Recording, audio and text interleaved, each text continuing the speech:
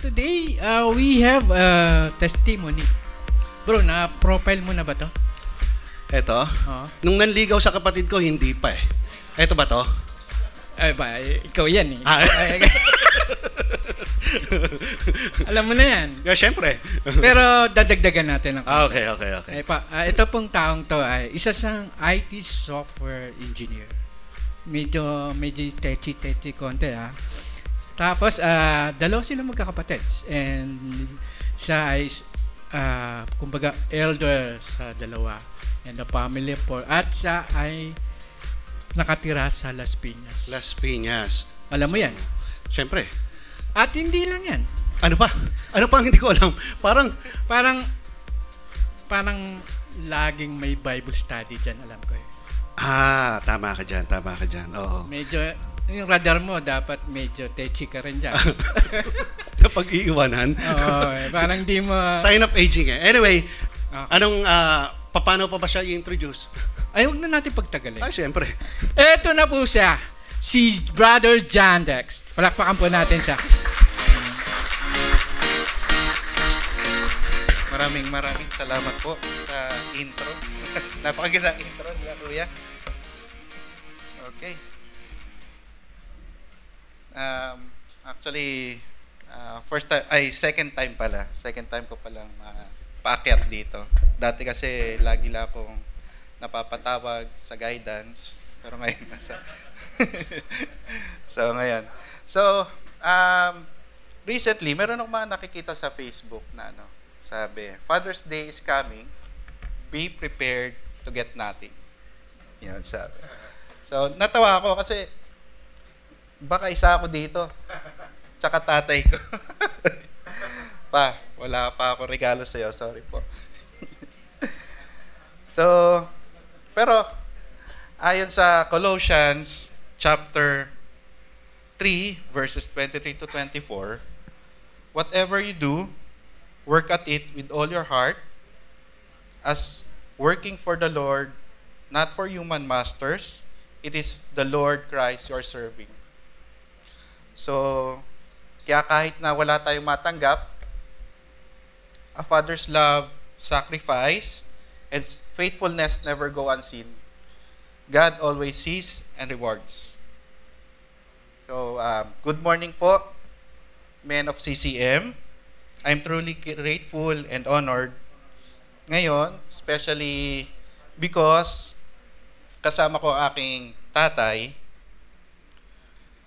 na si Jimmy o si Amang at makisig at masipag ko anak ko si Kalel. So, very meaningful po sa akin itong fellowship na ito. At kasi nandito kaming 3 generations sa pamilya. So, kwento ko lang po na nakwento lang din ng aking marites no lola. Si Papa daw po dati ay isang sakristan. Sakristan mayor. Hindi ko po alam kung marites lang eh. So, tapos yon napasok pa nga daw po sa seminaryo. Pero nung lumabas nga daw, parang may sila na palalabasin, gano'n. Tapos doon daw nga niya nakilala si Mama. And then, that time, di na siya pinabalik at di na pinapasok sa seminaryo. Pinagsara na siya ng pinto. Pero hindi. Kaya tingin ko po, dati, dito niya nakuha ni Papa yung pangungulit niya sa amin na pagsimba linggo-linggo. So ako naman po si pasaway na anak noon umuoo lang ako. Umuoo na labas sa ilong. Pero na-realize ko, nito lang pagtanda ko na kung gaano pala kahalaga sa atin yung pagsimba or pag-worship kay God or pag-church every Sunday. So, my father's persistence was his way of planting seeds in us, making sure na hindi kami maligaw o lumayo kay God. Ngayong tatay na din ako, mas naintindihan ko kung gaano kabigat ang responsibility na ito. I realize na how I live, how I lead, and how I love, especially in faith, will help shape the spiritual life ng mga anak ko. Hindi ito madali. I'm not perfect, but I believe God honors the effort when we choose to walk with Him and bring our children along. Ito din po ang promise ko kay God. Dadalhin ko sila, itataas ko sila sa Kanya. At ngayon po, as Kalel sits here, pero nandun siya sa likod with us, I pray that he sees something more than just a family tradition. I pray that he sees faith in action. Gaya ng pangungulit ni Papa sa amin sa pagsimba linggo-linggo. I want to teach and guide my son, not just in church attendance, but in serving the Lord with joy and purpose. So our theme verse, na ano ko lang, so Malakay chapter 4 verse 6 says, He will turn the hearts of the parents to their children, and the hearts of the children to their parents. So sa lahat po ng tatay na nandito, don't underestimate our influence. We may not always see the result right away, but our faithfulness matters. At sa mga anak naman, honor your fathers, listen to their wisdom, and seek the Lord while you are young. And as for me, I thank God sa pagkakataong ito sa harap ng tatay ko at anak ko. I pray na balang araw, si Kalel will also stand here in the middle with his child beside him, still holding on to Jesus. To God be all the glory.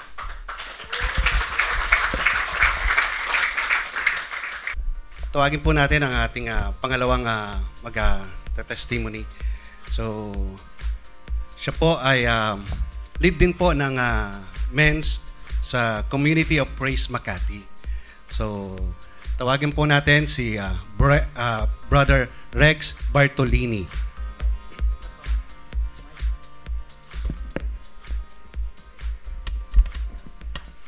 Magandang umaga po, mga men of God.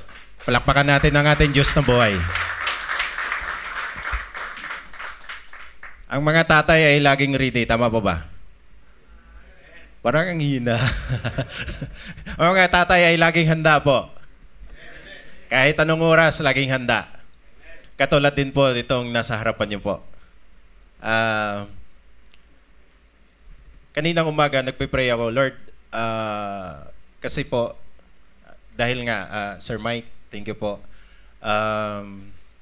Yung team ko ay nagkaroon kami ng ni Sir Mike na mag-cater ng massage dito sa church po.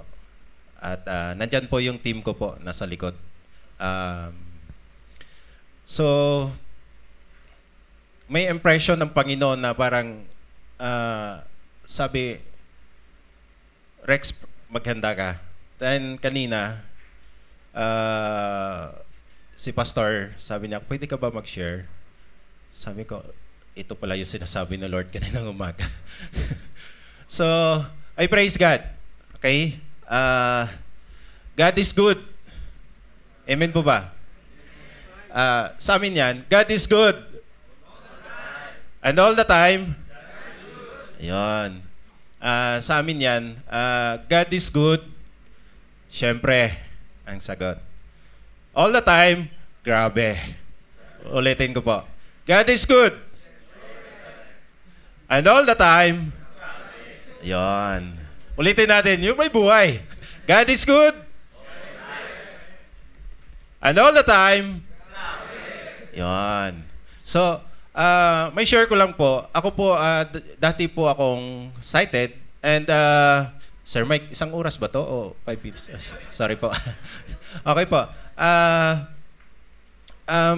Dati po akong customs representative ng isang brokerage. Malinaw pa po yung mata ko. So, hindi naman sa nila lahat. Kabahagi po ako doon sa mga nagpapalusot ng mga ano-ano po.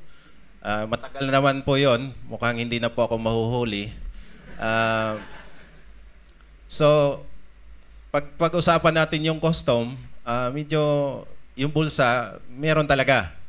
So, dahil meron, lahat ng bisyo meron. So, not to name na lang siguro, karaniwang makita nyo, yung may mga kislap-kislap na ilaw, and yung mga inject-inject na yan, yung mga pinapadaloy sa foil, dinanas ko rin po yan. Buti na lang hindi ako inabot ni President Duterte. So, in short, na-trigger yung mata ko, and yung sakit ng mother ko ay nagmanifest sa mata ko. So, I was diagnosed glaucoma, then nag-deteriorate. Na-preserve ko pa siya for 15 years, then lately nag-deteriorate nitong 2019. So, pagpasok ng pandemic, struggling na po ako na wala na yung paningin ko. But, bakit ko po kwento ito? Ito po yung significance ng buhay ko wherein nagiging father ako. So, a provider, as bilang haligi ng tahanan, hindi po ganun kadali. Tama po ba? So, kahit mananampalataya na ako, dinanas ko rin na magkaroon ng depression, anxiety, and ang itong pinakamalupit sa lahat, I question God.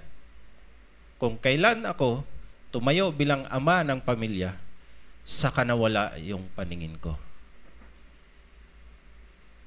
But praise God, dahil yung network of pastors, mga friends ko, ay ginamit ng Lord para hindi ako matuluyan doon sa depression.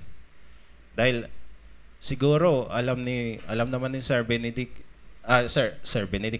Sir Mike, na yung building ng Rhapsody, meron talagang possibility na pwede akong tumalon doon.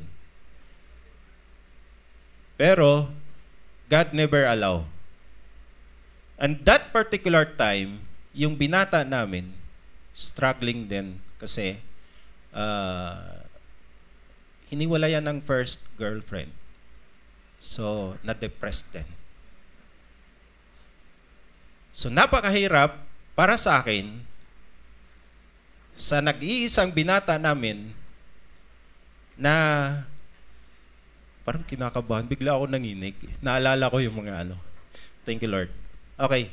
So, napakahirap po from that time na aalalayan mo yung nag-iisa mong anak at ikaw struggling, sumasakit ang ulo dahil malakas ang pressure, hindi mo na makikita yung paligid kasi nakakakita pa ako noon ng 30%. So, tunnel vision, parang flashlight na yung center lang nakikita. Pero, ito po yung sabi ng Lord sa akin in the book of Isaiah, I will always guide you and satisfy you in all good things. I will make you strong and well. You will be like a garden that has plenty of waters, like the spring that never goes dry. Pinanghawakan ko po yan. So wala pa, hindi pa natapos ang pandemic, nakabangon na ako kagad.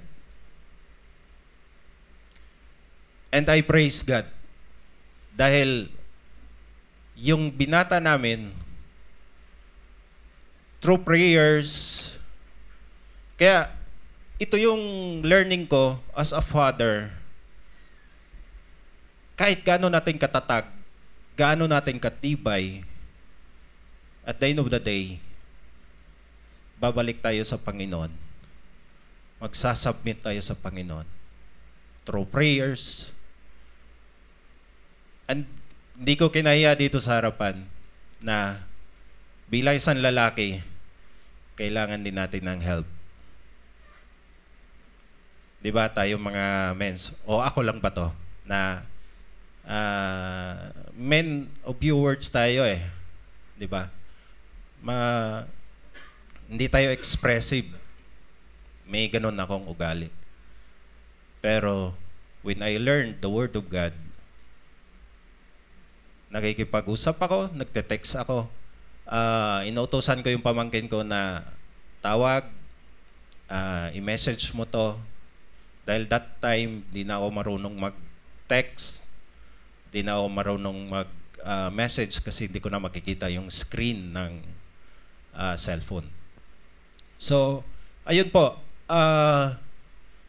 nung nakabangon ako, naka-recover ako, ito na yung ginawa sa akin ng Lord na sabi ko, paano ako mag-start up? Paano ako mag-uumpisa? So, God gave me the wisdom na mag-search ka sa YouTube. So, ayun po, hanggang sa ako po ay nakahanap ng isang rehab center ng mga PWD, then nag-aral po ako for 1 year. Yung mga team po na kasama ko ngayon sa team, doon ko sila nakilala po. Then, unti-unti po akong naka-recover.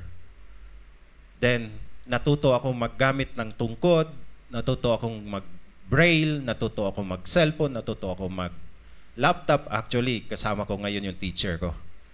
Isa rin siyang blind pero he is a keyboard warrior. He can type 80 words per minute. He is also a father. So, baka humaba po. So, ayun po, bilang isang tatay na walang paningin, patuloy po akong nanampalataya sa Panginoon.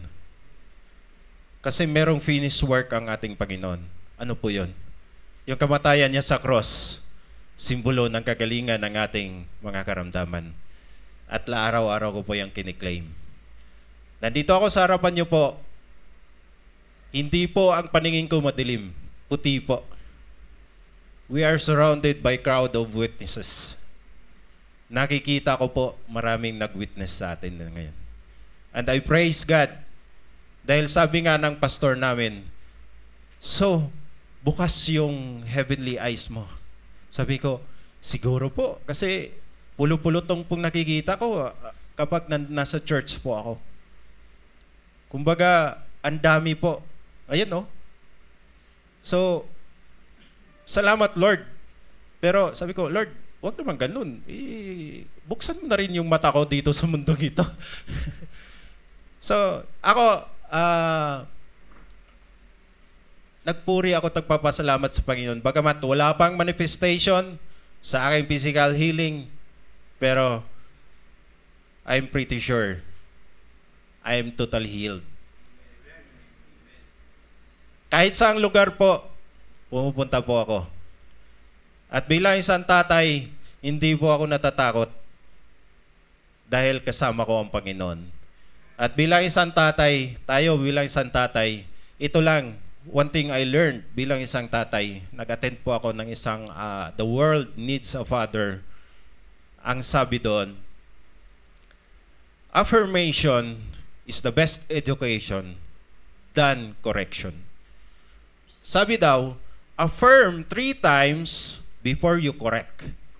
At in-apply ko to sa aking mga pamangkin kasi nung binata ako, naging instant ako sa pamangkin ko kasi absentee father, meron sila absentee father. So araw-araw kong kasama yung mga pamangkin ko hanggang lumaki sila, hanggang nag-asawa ko, nandyan pa rin sila sa akin sumasama kasi lumaki sila sa akin. Nung in-apply ko yan, effective po talaga. Hindi pwedeng pagalitan mo kaagad, lalo na sa generation ngayon, kailangan i-affirm mo muna. Hanapin mo yung pinaka good side or mga nagawa nilang maganda. Then, later, ipasok mo yung mga corrections mo. Bukas yung isipan nila, tinatanggap nila. At na-appreciate nila yung pag-correct mo sa kanila. Lalo na ngayon. Hindi mo pwedeng biglain ang mga kabataan ngayon kasi magre-resist. So, isa lang po yan sa nakita ko na napaka-epektibong bagay or application bilang isang tatay sa pamilya. Sabi nga na tayong tatay ay pinakahaligi ng pamilya. At ang nanay ay ang ilaw ng pamilya. Tama po ba? Manatili po tayong haligi, matatag, na tayo ay nakasandal sa Panginoon sa lahat ng oras. Marami pong salamat. God bless you all.